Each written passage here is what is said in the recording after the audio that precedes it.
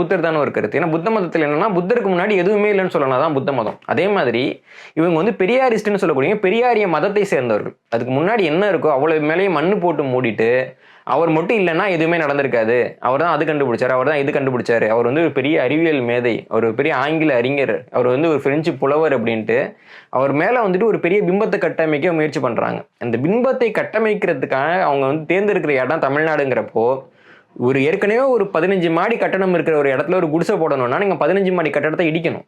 அதான் இங்க தமிழ்நாட்டுல பண்ணாங்க. தமிழர்களுடைய மெய்யியலை சதிச்சாங்க, தமிழர்களுடைய மான உணர்வு, அதனுடைய வரலாறு சதிச்சாங்க, ஆய்வாளர்களும் தமிழ் பற்றாளர்களையும் எல்லாத்தையும் ஒழிச்சாங்க, எல்லாருடைய வரலாறையும் சிதைச்சாங்க. இன்னைக்கு வந்துட்டு ஒரு காலகட்டத்தில் ராமசாமி அவர்கள் வந்து பாராட்டின ஆய்வாளர் வந்து சதாசிவ பண்டாரத்தர், சோழர் வரலாறுல மிக முக்கியமான ஒரு நபர். இன்னைக்கு வந்துட்டு பாடத்திட்டத்துல அவருடைய பேரோ ஒரு நூல்களே கிடையாது. எம்ஏ முடிச்ச மாணவர் வந்துட்டு சதாசிவ பண்டாரத்தரை பத்தி தெரியாம எதுவுமே வரலாம். அதான் இங்க